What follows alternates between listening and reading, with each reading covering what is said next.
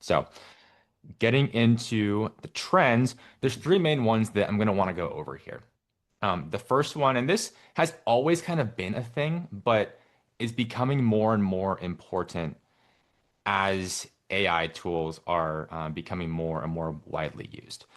Because it's so easy for someone to just toss a prompt into Claude or ChatGPT and come up with a pretty okay piece of LinkedIn copy. The barrier to entry to post on LinkedIn has gone down drastically. Um, and the timeline's getting a bit more crowded. So it's really important to have specific ways that you can stand out and create content that AI can't copy.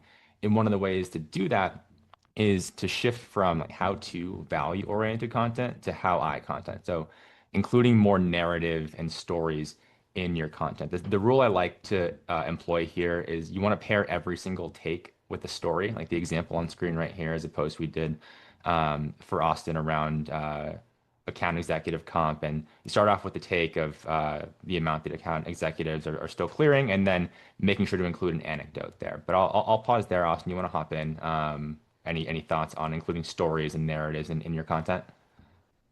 I think it's just super, super important more broadly to tell a sort of unique story. And the way that I like to frame this is like it's a little bit of like how do you create the Love Island equivalent of whatever is happening within your company. It's like people actually want to hear the stories, they want to know the people, they want to know the personalities and things like that. And try to make sure that everything I post is one to one in the sense of it's not only something that I find interesting and it's actually happened to me or what I've seen, it's also something that can't be told by somebody else, right? It's from my own unique perspective and I would find interesting. So, anyways, it's sort of how I think about it.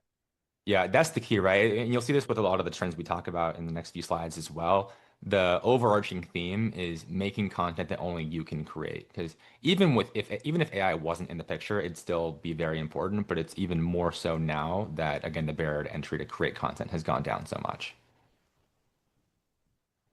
And related to trend number one, the second trend is personality as a moat. One of the consequences of AI generated content is that it all kind of sounds the same and all sounds very sterile. Even before the prominence of these tools, a lot of times when execs post on LinkedIn, it goes through 17 rounds of approvals. There's five different people who need their input on the content.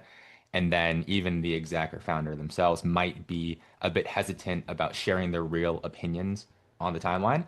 So it typically results in very sterile, generic content, which might have been good enough a year ago, 2 years ago. Now it's just not going to cut it. It's not going to rise above that bar that's required to get attention on the timeline. And the easiest way to get around this is to just share your real opinions. You likely have them. There are takes that you have in your industry that others disagree with. And one of the easiest ways to stand out now, especially in 2026, is to lean into that. And also on your specific writing style and how you want to come across on social. Making sure your writing and your content comes across as human is really important nowadays. Agree with that. I think to your point too in the bottom call out, photos are so important. Like as part of telling that story, like being able to post something that um it's the classic thing of like a photo is worth 1,000 words, whatever the statement is, but it really goes a long ways on LinkedIn. See it time and time again. It just adds to the story element. For sure. And this is one of the competitive advantages that like any companies with in-person offices, like if you're in SF or New York or any major hub and you have a team in person, we'll talk about this in a bit, but you really want to use your office as a set, and that's a competitive advantage as a way to show that personality and again show that you're a real person. And the third overarching trend that I'm seeing a lot lately, and again, this is one of those that was kind of a thing, and like sort of more forward-thinking, savvy companies were doing this, have been doing this for over a year. But especially now, I'm getting a lot more interest and seeing a lot more companies use multiple accounts. So not just one founder, but multiple co-founders, and even beyond the founders themselves, leadership or even mid-level and junior employees starting to get more active on LinkedIn. The reason why this is so important is LinkedIn's relatively volume constrained. You can really only post once a day, maybe twice. You could go and post 3 times a day if you wanted to. I wouldn't really recommend it. I don't think you would get a lot of benefit from that. So you're quite volume constrained. So the way you get around this is by layering in multiple accounts, and that way, if you have say team members active on LinkedIn, those are three posts going live every day versus just one if you only have a single founder. Obviously, one is better than zero, but once you get a solid motion in place with one founder, you want to layer in multiple accounts. Another sub benefit here is that it allows you to hit certain subsections of your ICP. So one really common way I see this play out is oftentimes there'll be one founder who's more oriented on the business side of things and one who's more technical.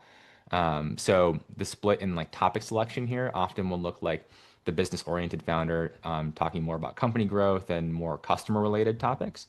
And then the more technical founder will either speak more to the product and that side of things, or one common thing that I see is if they're trying to recruit engineers, that's a way that we'll use that account as well. Um, but Austin, yeah, how have you seen this kind of play out with your team? Yeah, I think it's a great call out. I think that everybody has their own unique networks and their own relationships, and leaning into that effectively in a content strategy like really does make a difference. Ultimately, if I've got an audience, that's great. But, if 10 people at our company have their own independent audiences, that's a huge amount of reach that we're able to get that way. This really manifests for us, I think, around like fundraise announcements and things Yeah, like that we've done over the past couple of years. We'll get the whole team involved in posting their own unique stories and help sort of coach people on how to do that effectively. And it makes a world of difference. I think maybe one other anecdote on this too is that I was at Ramp previously, and one of the things that I saw in 2020, 2021 at Ramp was that actually a lot of the content creators at the company, X was the big platform that was really effective at Ramp. There was a lot of Twitter talk, and it was actually the a bunch of just like the early hires in the team were the ones with the presence. It was less the founders, it was more the company. And that created its own, I think, brand halo effect around like, hey, wow, this company has an incredibly talent dense team. I think a lot of that actually came from some of the social presence. And so you can create these really interesting narratives in the market if you can create this more broad content ecosystem at your company.